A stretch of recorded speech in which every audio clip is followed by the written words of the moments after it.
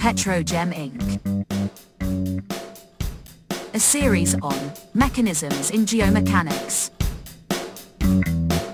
This episode, geomechanics behind fracturing pressure curves.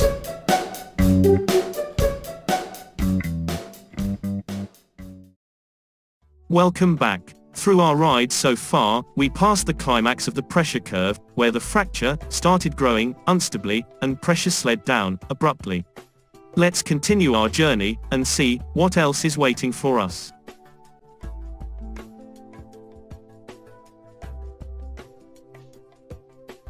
The flat ride. Ultimately, with no change in the rate of injection, fluid, fracture and rock will all come to a stable and balanced condition, where, first, the existing pressure at the tip of the fracture is exactly what is required to extend it, and, second, the volume of the injected fluid is exactly in balance with the fracture volume generated by its extension. Having everything in balance, pressure does not need to vary significantly if injection rate does not change. This equilibrium pressure is called fracture propagation pressure, or fracture extension pressure, or simply fracturing pressure. Fracturing pressure is higher than minimum in situ stress, and it is usually used to determine the allowable upper bound pressure during drilling or injection to avoid fluid loss or leakage.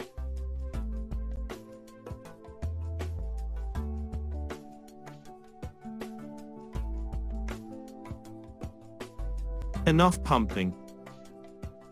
So far, many things have been revealed throughout a course of injection of a fluid in an isolated interval of a well.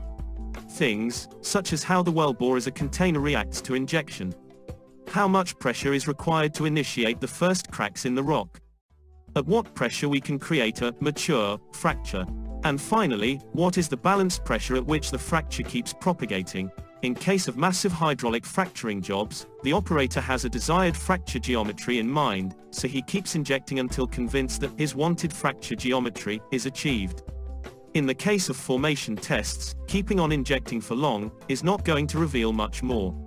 In contrast, there is still so much valuable knowledge to be learned by stopping injection and simply observing the pressure response of the shut-in system.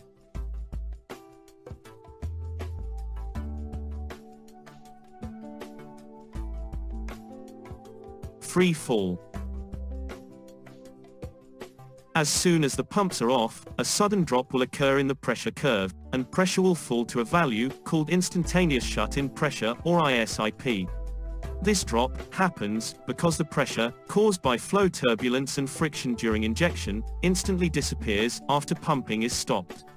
With no influences from the dynamic flow, the mechanical characteristics of rock and fracture are probably less masked inside ISIP in comparison to the previously recorded parameters.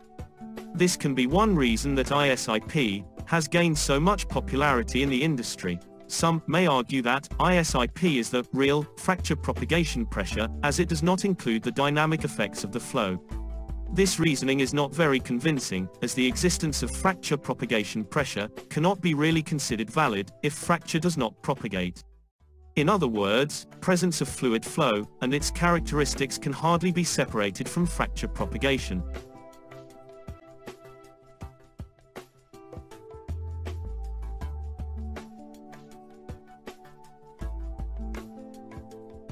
Curtains closing.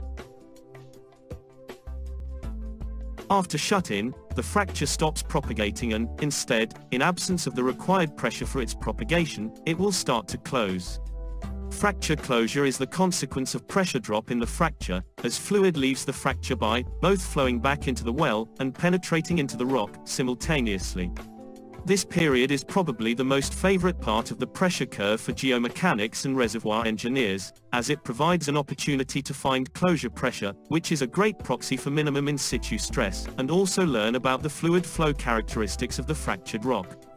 Let's emphasize here that closure pressure is not exactly minimum in situ stress, but it can be very close to this stress component. In fact, we may never be able to measure the exact value of minimum in situ stress. One other point to keep in mind is that the exact location of closure pressure on the curve is not always easily identifiable, and the industry has come up with several different approaches to estimate it. After closure, pressure will still decline, due to the permeable behavior of the fracture and rock, but contribution of geomechanics to the process becomes trivial.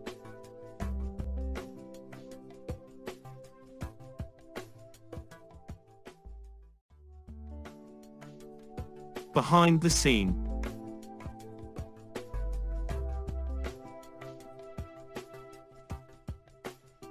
After fracture closure, the fluid flow still continues, partly due to the remaining hydraulic conductivity of the fracture, and partly because of the formation permeability. The rest of the curve is highly favored by the engineers who want to find out more about fluid efficiency, formation leak-off capacity, permeability, and formation pressure. In an ideal case, fluid flow is expected to continue, until the recorded pressure is in equilibrium with the initial pressure of the reservoir. Unfortunately, this condition may not happen in a reasonably practical time frame, especially for the formations with low permeability. In these cases, the test is ended, and the reservoir engineers will rely on the available pressure time curve to interpret the fluid flow parameters, and find the initial pressure for the target formation. There are several questions to be answered based on this part of the curve. What is the fluid flow pattern? Is it linear towards the fracture? Or is it radial all around the fracture? Or something in between these two scenarios? How does the fracture's hydraulic conductivity influence the pressure decline curve? How about the reservoir permeability? If, due to low permeability, no equilibrium state is reached, and, as a result, no determined value is found for the initial reservoir pressure, can we still use the pressure decline curve to estimate the initial pressure and permeability of the reservoir rock? And finally, here we are. After our bumpy journey on the pressure curve, it seems that we have the answers to the questions we asked at the beginning. We hope you also enjoyed the ride. Make sure you join us in the next episode of Mechanisms in Geomechanics.